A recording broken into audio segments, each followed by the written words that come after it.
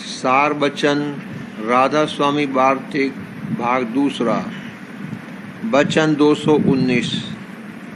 संतों के मत में बैराग की कुछ महिमा नहीं है, सिर्फ गुरु भक्ति की महिमा है। जिसकी गुरु भक्ति पूरी है उसके सामने बैराग आदि साधन बिना साधना हाथ बांधे खड़े रहते हैं, क्योंकि उसको यह सतगुरु के दरबार से इनाम में मिलते हैं। पर सतगुरु भक्ति ऐसी होनी चाहिए कि जैसे चकोर को चंद्र प्यारा है और हिरन को नाद, पतंग को दीपक, मछली को जल। जिसकी ऐसी प्रीत है उसी का नाम गुरु भक्त है और उसी की ऐसी महिमा है। वचन 220। जो नाम जरासी अपवित्रता से जाता रहे वह नाम नहीं है। नाम सबसे जबर है, चाहे जैसी अपवित्रता होवे उसको पवित्र कर सकता है, और चाहे जिस जगह बैठकर लो कुछ हर्ज नहीं है। जो बुरे से बुरा स्थान है वह भी नाम के प्रताप से पवित्र हो जाएगा। यह नाम संत सद्गुरु के पास है और कहीं नहीं है। वचन 221। कलयुग में सिवाय नाम और सतगुरु भक्ति के दूसरे कर्म करने का हुक्म नहीं है, और जो कोई बरखिलाफ इसके करेगा या पिछले युगों के कर्म में पचेगा वह अहंकारी हो जाएगा और बजाय निर्मल होने के मैला होगा। वेद और शास्त्र भी यही कहते हैं और संत भी यही फरमाते हैं। वेद के नाम की हद 3 लोक तक है और संतों का नाम 4थे लोक में पहुंचाता है। वचन 222। जीव को 3 रोग प्रकट और 3 गुप्त लगे हैं।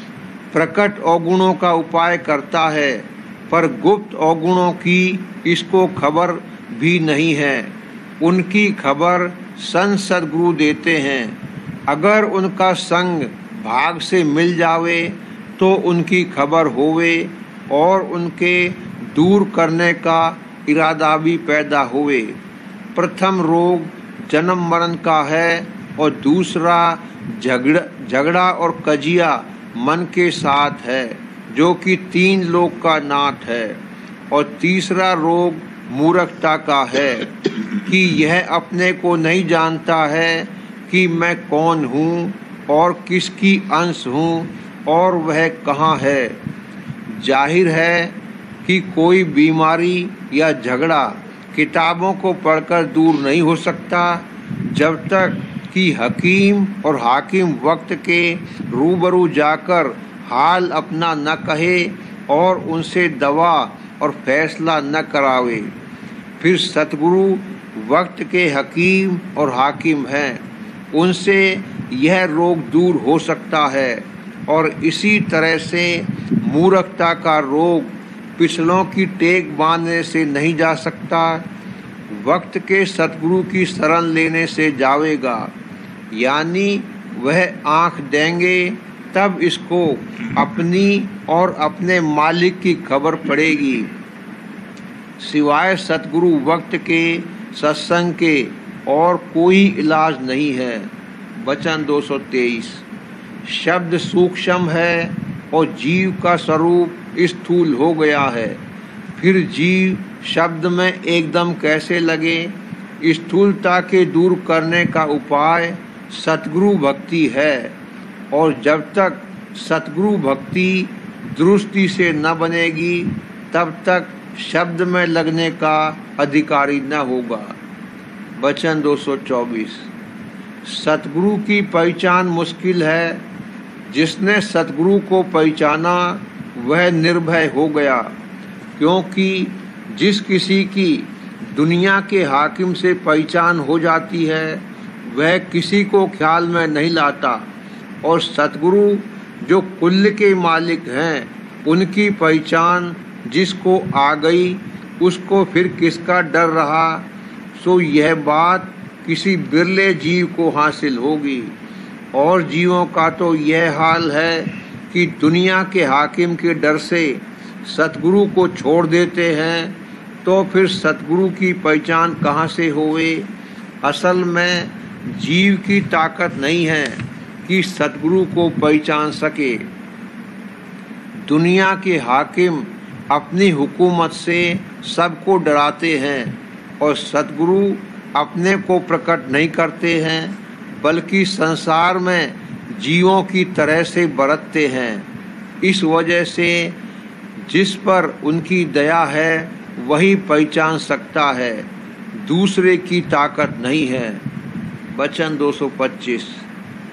सतगुरु के वचन और लीला तो सबको प्यारे लगते हैं, पर सतगुरु किसी बिरले को प्यारे लगते हैं। जिनकी प्रीत वचन और लीला के आश्रय है उनका भरोसा नहीं है।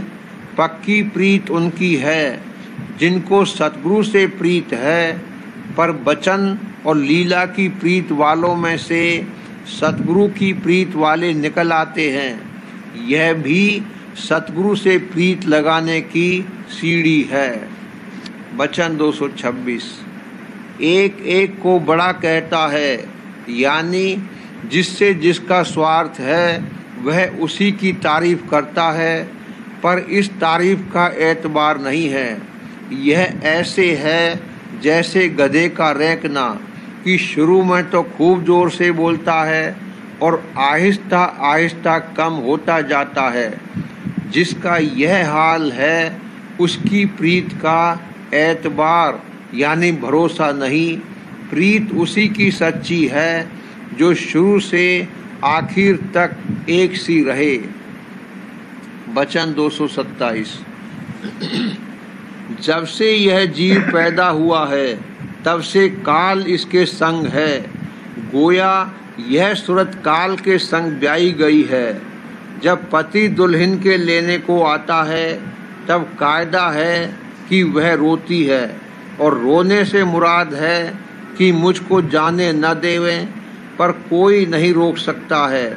इसी तरह जब काल आवेगा यह सूरत हर चंद रोवेगी, पर कोई मदद नहीं दे सकेगा, और वह ऐसे रास्ते पर जाकर डालेगा जो बाल से भी बारीक है, और चींटी की भी ताकत नहीं जो उस पर चले, और सुरतें उस रास्ते पर जाने में कट कट के नीचे जहाँ नरकों के कुंड भरे हैं गिर गिर पड़ती है, और जैसी तकलीफ होती है उसका बयान नहीं किया जाता है। इससे संत सद्गुरु जीवों को बार बार दया करके समझाते हैं कि बाल से भी बारीक रास्ता है, और जो उसका खौफ है तो अपनी असलियत के हासिल करने में मेहनत करो, और उपाय उसका सिवाय सतगुरु पूरे के और किसी के पास नहीं है। जब जीव सतगुरु की शरण लेगा तो वह जो करनी मुनासिब है करा लेंगे, और ऐसे भयानक रास्ते से बचाकर अपनी गोद में बैठाकर निज स्थान में जहाँ सदा आनंद प्राप्त होगा वहाँ पहुँचा देंगे। सिवाय इसके और कोई उपाय नहीं है। वचन 228। यह सच है कि नाम का प्राप्त होना बहुत मुश्किल है, पर नाम के प्राप्ति वालों की शरण लेना तो सहज है, और हमेशा से यही चाल चली आई है कि हर एक को नाम नहीं प्राप्त होता, पर शरण लेते चले आए हैं, और शरण में बहुत आनंद है।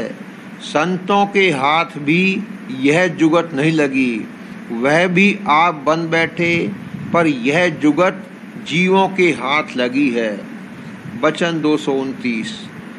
जो कोई चाहे कि संत सद्गुरु की पहचान कर ले, और जो बातें कि ग्रंथों में लिखी हैं उनसे विधि मिलावे, तो हरगिज नहीं मिलेगी और पहचान ना होगी। उसको चाहिए कि कोई दिन उनका संग करे तब पहचान आवेगी, और कोई उपाय पहचान करने का नहीं है। प्रेम पत्र राधा स्वामी, चौथा भाग, प्रकार 44वां। हर कोई बड़े आदमी और खासकर अपने प्यारे से एकांत में मिलना और बातचीत करना चाहता है। इसी तरह सच्चे प्रेमी और परमार्थी को संत सद्गुरु और कुल मालिक से एकांत में मिलने की अभिलाषा रख के संतों की जुगत के मुआफिक जतन करना चाहिए। इस दुनिया में देखने में आता है कि हर कोई बड़े आदमी या अपने प्यारे से एकांत में मिलकर बहुत खुश होता है, क्योंकि वहाँ बेलिहाज और ख्याल और दबाव दूसरे या गैर शख्स के अपनी ख्वाहिश के मुआफिक बातचीत कर सकता है।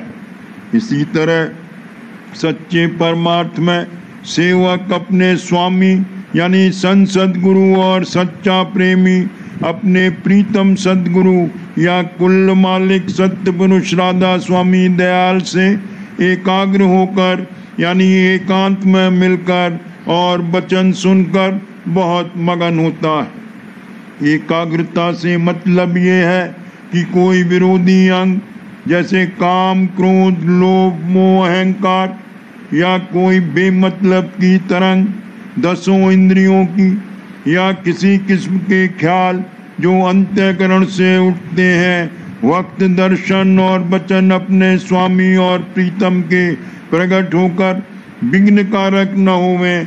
और एकांत से मुराद ये है कि किसी किस्म की सूरत या रचना सिवाय अपने प्रीतम के स्वरूप और शब्द के नजर न आवे, और न किसी किस्म की आवाजें चित्त को इधर उधर खींचे। जब ऐसी हालत सच्चे प्रेमी की अंतर अभ्यास के वक्त मौज से हो जावे तो उसको पूरा रस भजन और ध्यान का हासिल हो सकता है, और रफ्ते रफ्ते अंतर में दर्शन भी मिल सकता है।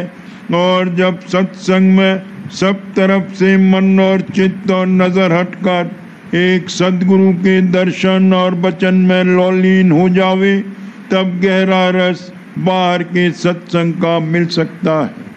ऐसी हालत परमार्थी शख्स की बगैर तेज और गहरे शौक और प्रेम के नहीं हो सकती, और यही शौक और प्रेम बगैर दया कुल मालिक के और बगैर संसार और उसके पदार्थों की तरफ से चित्त में किसी कदर बैराग और उदासीनता आने के पैदा नहीं हो सकता, और वास्ते उसके ठहराव और तरक्की के संत सद्गुरु और प्रेमी जन का संग और उनकी जुगत की कमाई यानी अभ्यास सुरक्षित मार्ग का जरूर दरकार है। इस वास्ते जिस किसी के मन में इस दुनिया और उसके पदार्थों की नाशमानता और ओछापन देखकर थोड़ा बहुत बैराग उसकी तरफ से आया है, और ख्वाहिश, खोज और तहकीकात सच्चे और असली परमार्थ की पैदा हुई है,